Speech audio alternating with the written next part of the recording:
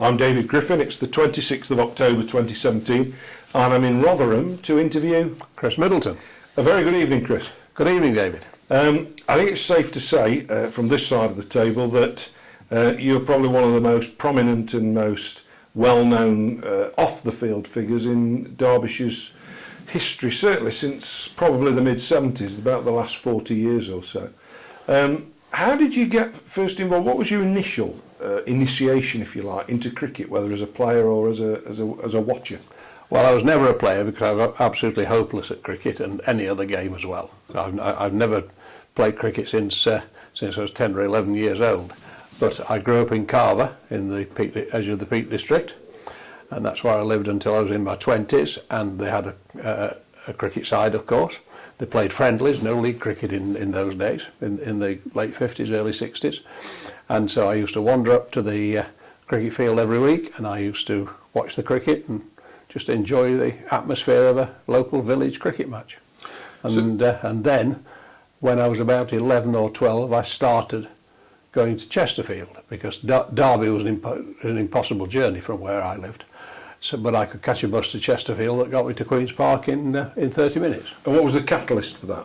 Was it family or family just background? My family were not active sportsmen, but my father and my uncles were all very interested in football and in cricket. I must test your memory now. So you went as an 11-year-old to Chesterfield. Do you remember the game or No, I've tried very hard. I've looked back through Wisdom to try and identify. I don't know, because we played 5 or 6, 7 games a year at Chesterfield. It would have been a Saturday because I was a schoolboy, and I went on go on Hulley's bus on the I think it was the 10:10, because there were 11:30 starts in those days. Yes.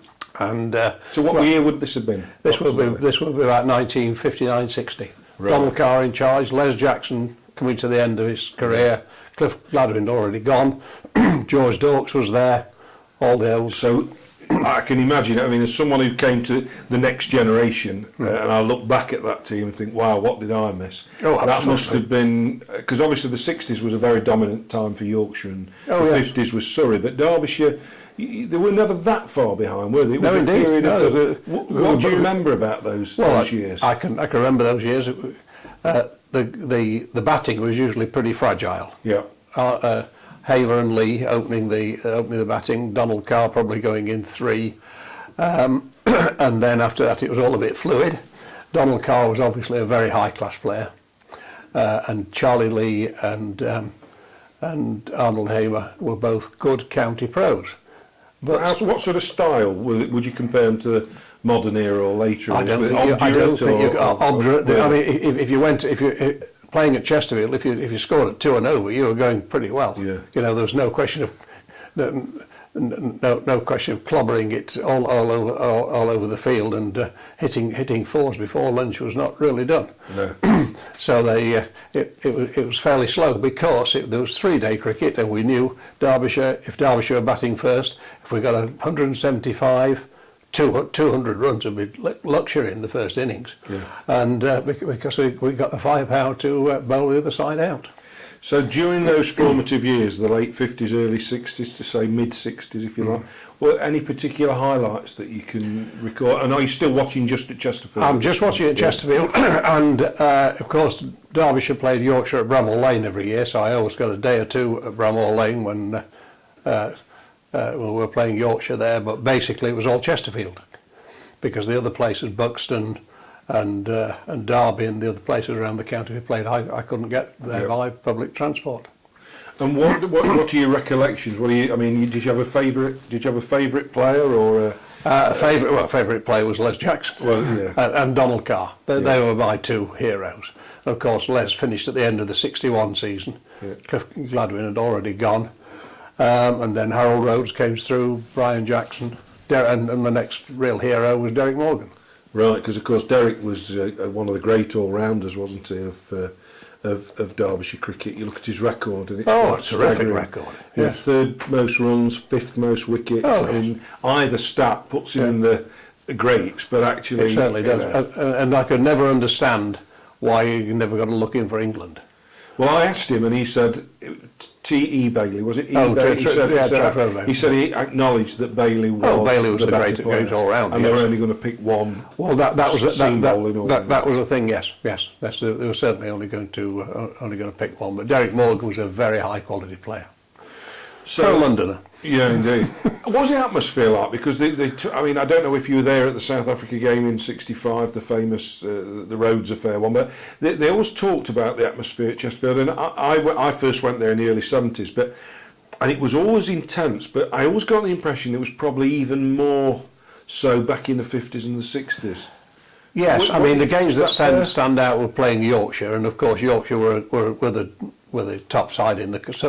Yorkshire and Surrey were the top sides, and really Derbyshire hadn't got the firepower to really take them on.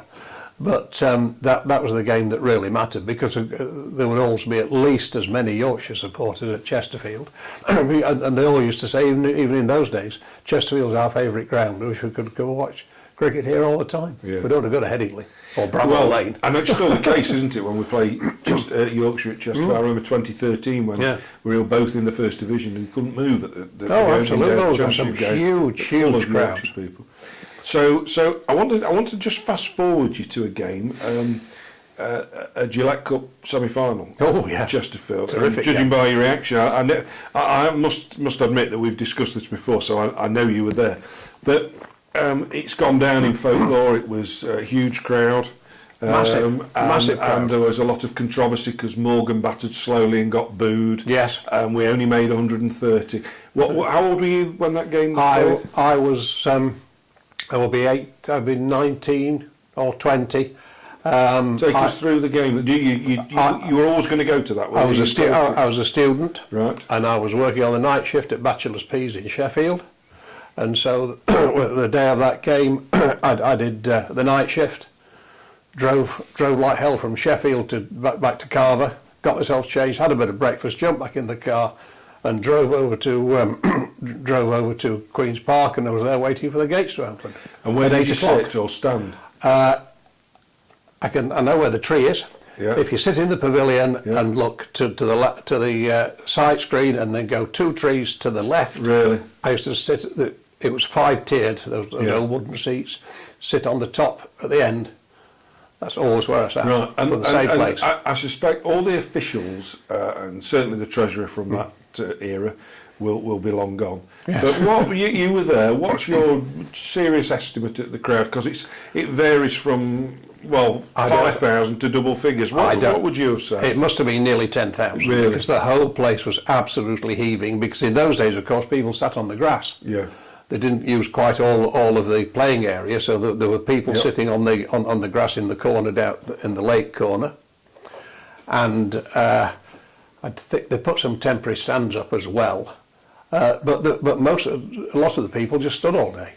And there'd been some rain, hadn't there, beforehand? So because the pictures of the ground, there's sawdust and it was a very sluggish pitch. So yes, it was certainly a slow pitch. You can see from the scores in the game, but the day itself was splendid. Yeah. Now, Derek Morgan always said he got booed barracks because he batted about 40 odd overs for 34. But presumably he knew what he was doing, Chris. Well, absolutely. Could you see that this was going to be a pitch for slow scoring and low total? At that age, I wouldn't have worked out the mechanics of it all, as I might do now. But we were not at all frightened. We'd only got 136, 136, I think it was. Because we knew from what we'd seen of the pitch that our attack would be able to run through them, unless they batted out the skins, and they didn't. They looked frightened, actually. Of course, we bowled about 49, and Peter Eyre took 6 for 18. But I know, but he wasn't.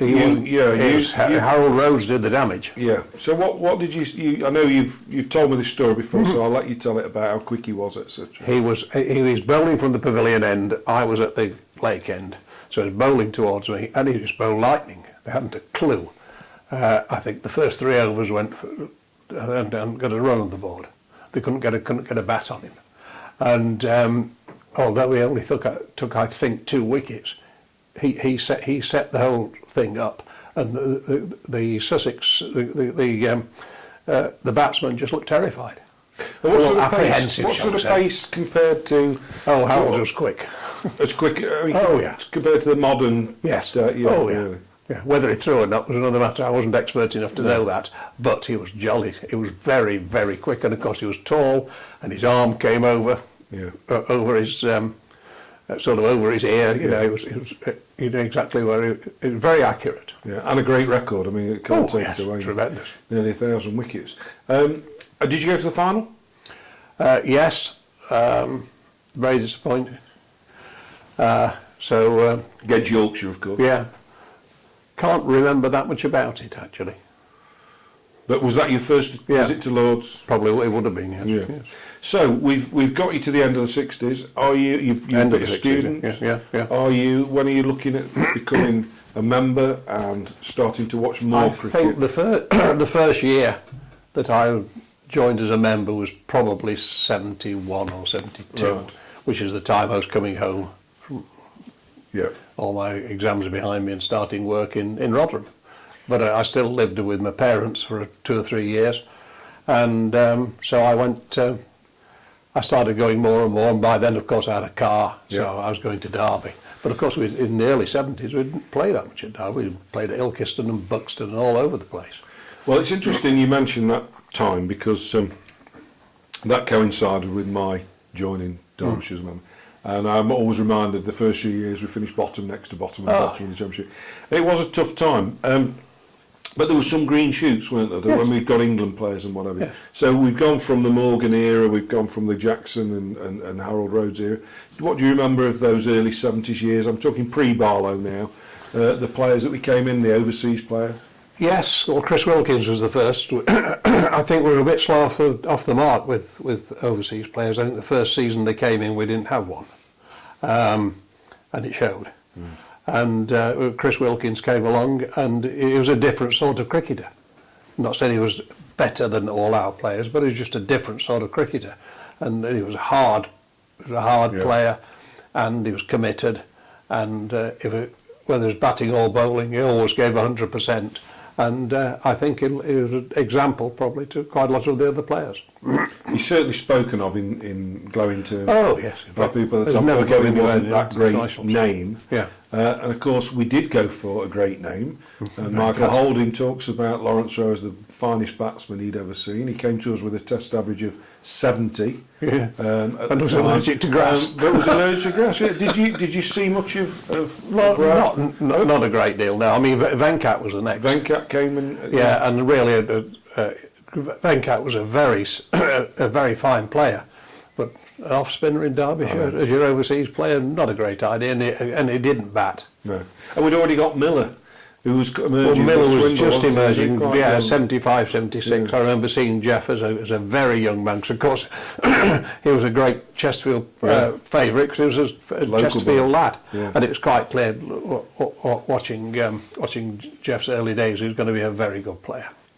And of course, Jeff's career, along with many, many others, blossomed when, although he didn't arrive as captain, the great Eddie Barlow arrived. What's your recollections? Presumably you knew about Barlow. We knew who he was. cricket, We knew who he was because he'd been a very serious player who was unfortunately didn't have the international profile he should have because of apartheid. Yeah. But he was a very, very good player indeed. Yes, and he was inspiration. He was a hard man. I remember people like Alan Hill would tell us that he was certainly the hardest man that they'd ever seen on a cricket field. And certainly had an impact, I think, on not just on the field but off the field. Everybody's got a story to tell. You know, he's certainly my hero. So obviously mid-70s, we're starting. We've got Hendo in the England team. We've got Jeff Miller in the England team. Bob Taylor's in the England team. Yes. And we've got Lord's final, 78. Another one, obviously in 81 that we. Very disappointing. The 78. Yes. Do you think though we weren't ready for it? Yes. In many ways, we'll talk about this later. But in 88 we weren't ready either. No. But 93 we were. Yes, that's right. But 78, yeah, it was a great Kent side, you know. No, it was. It was a very, very good side. Almost all test players. Very disappointing. It's always great to get to Lords, especially with Derbyshire. You know, we didn't go that often, so just going to Lords was quite something. And of course the Barlow era ushered in a couple of Derbyshire true greats in John Wright and Peter Kirsten. He was responsible for bringing them both. And again, people forget Wright had only played 12 first-class matches when he brought him. It was a real punt. Yeah. You must have enjoyed watching Wright and Kirsten. Kirsten was the best. But, I think the only person that I can really compare with him was Azharuddin. Yes. But Kirsten was a fabulous player. John Wright had a great temperament. He played a straight bat. He looked after the players around him. He was always looking after his partner. He was a very, very fine player, but Kirsten was a destroyer. And when you look at he scored 6 double centuries, and it was in the period of 100 overs limits. Yeah. And 5 of them were not out. 5 of them were not out, and indeed, I don't think I saw 2 or 3 of those. They'd never have got him out. I know Gerald Mortimer said he remembered a game against Glamorgan at Derby when he was 108 not out at tea, and there were 18 overs left before 100 overs. He got a double. I mean, I obviously saw him, but was young as well. But he was a destroyer. He got a shot for every ball. Yeah. And very courageous too. So we're almost approaching the point where we start to talk about your administrative career in cricket, and we'll save that for another interview. But I think just one last question on this. What would be your highlight of that sort of those years up to 81? I guess it would be the NatWest final. The 81 final was fantastic. Yeah. Yeah. It was. I mean, there was a build. It was because nobody gave us a chance. No, and I think there was a lot of. I remember 2 things. One, people saying this was Barlow's triumph, which of course it wasn't, but it had such an influence on players that got it. But the other one, I remember before the game saying, well, this is not a very exciting match to look forward to, Derbyshire and Northants. And of course they delivered one of the great finals of all time. Well, it's been lovely to talk about your earlier years in cricket, Chris, and we'll move on to another subject in the next interview. Thank you very much.